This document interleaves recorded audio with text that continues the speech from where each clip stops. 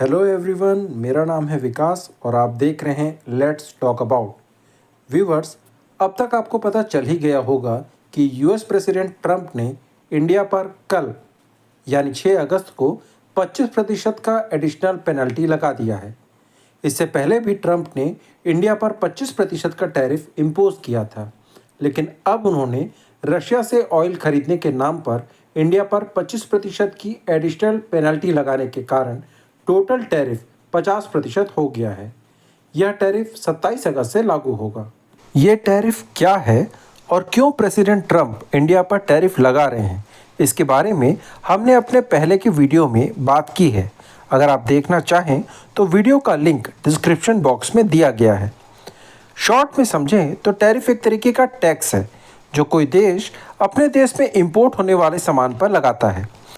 America Bharat के सामान पर पहले बहुत ही कम टैरिफ लगाता था, लेकिन प्रेसिडेंट ट्रंप की सरकार आने के बाद इन्होंने इंडिया समेत कई अन्य देशों से आने वाले सामान पर टैरिफ बढ़ा दिया है। भारत के लिए अब से ये टैक्स या टैरिफ 50% का है। इससे भारत से यूएस में होने वाले एक्सपोर्ट को नुकसान होने की संभावना है, लेकिन ये सब इतना भी सीधा नहीं है। आइए आसान भाषा में समझते हैं कि इस बढ़े हुए टैरिफ का भारत पर किस तरह असर पड़ेगा और भारत इससे निपटने के लिए क्या कर रहा है। भारत का फाइनेंशियल ईयर 2024-25 में कुल एक्सपोर्ट 824.9 बिलियन डॉलर का था, जिसमें अमेरिका को किया गया निर्यात 87.3 बिलियन डॉलर का था। कहने का मतलब यूएस को एक्सपोर्ट भारत के कुल एक्सपोर्ट का लगभग 10% है, जिस पर इस बढ़े हुए टैरिफ के कारण अब असर पड़ सकता है। इस 87 बिलियन में से करीब 14.4 बिलियन डॉलर के इलेक्ट्रॉनिक्स गुड्स, 12.73 बिलियन डॉलर के फार्मा प्रोडक्ट इंडिया यूएस को एक्सपोर्ट करता है। प्रेसिडेंट ट्रंप ने अभी जो टैरिफ लगाया है, इसमें इलेक्ट्रॉनिक्स, फार्मा, सेमीकंडक्टर जैसे कुछ सामानों को छूट दी गई है। इसका मतलब ये है कि ये टैरिफ फिलहाल इन सामानों पर लागू नहीं होगा।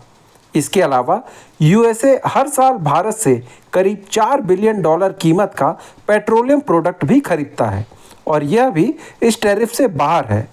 कुल मिलाकर देखें तो लगभग 35 से 40 बिलियन डॉलर का एक्सपोर्ट ऐसा है जिस पर इस टैरिफ का कोई भी असर नहीं होने वाला। लेकिन इसके अलावा 45 से 50 बिलियन डॉलर का एक्सपोर्ट, जिसमें James and jewelleries, food items, readymade garments, chemicals और इंजीनियरिंग गुड्स जैसे प्रोडक्ट शामिल हैं, इस टैरिफ का इस पर काफ़ी असर पड़ेगा। कुछ एक्सपर्ट्स का मानना है कि ये एक्सपोर्ट्स घटकर आधे रह जाएंगे। यूएस मार्केट में मांग कम होने के कारण भारत में इन उद्योगों को नुकसान होगा और चूंकि ये उद्योग लेबर इंटेंसिव इंडस्ट्रीज़ हैं, तो इसका सीधा असर इसमें काम करने वाले हजारों कारीगरों और किसानों पर पड़ेगा। भारत में बेरोजगारी बढ़ेगी। अब इस टैरिफ से क्या असर पड़ेगा ये तो हमने समझ लिया। अब इससे बचने के लिए भारत क्या कर सकता है ये भी देख लेते हैं। यूएस प्रेसिडेंट ट्रंप द्वारा ये टैरिफ लगाए जाने की मेनली 2 वजह है। पहला, भारत का रूस से कच्चा तेल और हथियार खरीदना, और दूसरा, भारत का यूएस के साथ उसकी शर्तों पर ट्रेड डील साइन ना करना। ट्रंप भारत पर दबाव बना रहे हैं कि भारत रूस से कच्चा तेल और मिलिट्री इक्विपमेंट खरीदना बंद कर दे, और इसलिए वे भारत पर कई तरह के आरोप लगाते हुए भारत को एक डेड इकोनॉमी तक कह चुके हैं। अब दुनिया की चौथी सबसे बड़ी इकोनॉमी और दुनिया की सबसे तेज़ी से बढ़ती हुई बड़ी इकोनॉमी अगर ट्रंप को डेड इकोनॉमी लगती है, तो फिर ट्रंप के ज्ञान का क्या स्तर है, इसका अंदाज़ा आप स्वयं लगा सकते हैं। ट्रंप के इन्हीं अनाप शनाप बयानों पर भारत सरकार का सधा हुआ लेकिन सटीक और साफ शब्दों में जवाब आया है, जिसमें भारत सरकार ने यूएसए और ईयू को आईना दिखाते हुए कहा है कि आप हम पर तो रूस से व्यापार करने का आरोप लगाते हैं, जबकि अमेरिका और ईयू खुद रूस के साथ करोड़ों का व्यापार कर रहे हैं, और भारत बिना किसी दबाव में आए वही करेगा जो भारत और भारतीयों के हक में होगा।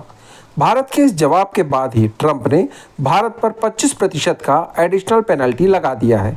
इस पेनल्टी और टैरिफ से बचने के लिए ट्रंप चाहते हैं कि भारत यूएस के साथ एक फ्री ट्रेड एग्रीमेंट साइन करे और इस एफटीए में यूएस के सामान पर टैरिफ कम कर दिया जाए।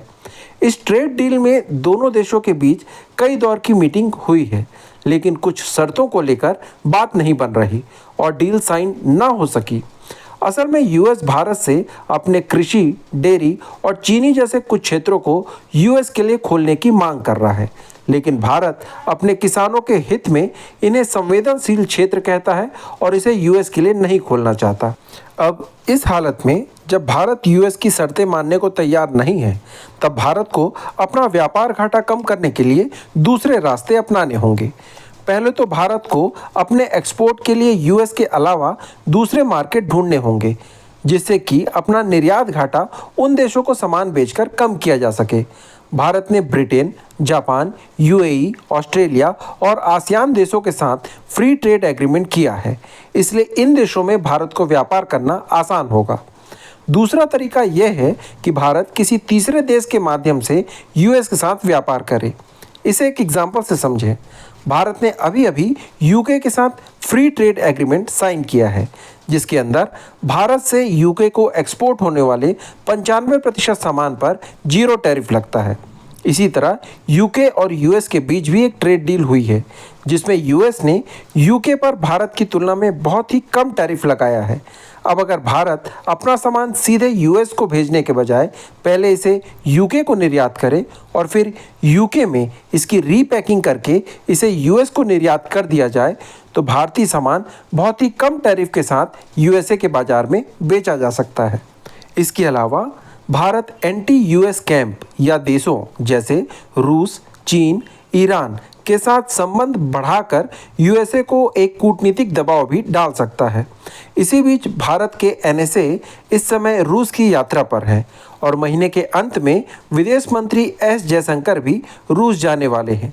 अगले महीने भारतीय प्रधानमंत्री मोदी भी चीन की यात्रा करने वाले हैं। जानकारों का मानना है कि ब्रिक्स जैसे संगठनों को मजबूत करके भी व्यापार घाटा कम करने और यूएसए को जवाब देने का काम किया जा सकता है, लेकिन इन सभी कदमों का असर दिखाई देने में थोड़ा समय लग सकता है। मुझे उम्मीद है कि शायद इससे पहले ही भारत और अमेरिका के बीच कोई ऐसी ट्रेड डील हो जाए जो दोनों ही देशों के हित में हो। आज की वीडियो में इतना ही। आप इस बारे में क्या सोचते हैं कमेंट सेक्शन में ज़रूर बताएं। अगर आपको इस वीडियो में कही गई बातें थोड़ी भी लॉजिकल लगती हैं तो प्लीज़ वीडियो को लाइक करें, अपने दोस्तों के साथ शेयर करें और इस चैनल को सब्सक्राइब कर लें, क्योंकि हम इस चैनल पर कॉम्प्लिकेटेड टॉपिक को बहुत ही आसान भाषा में समझते हैं। धन्यवाद। जय हिंद।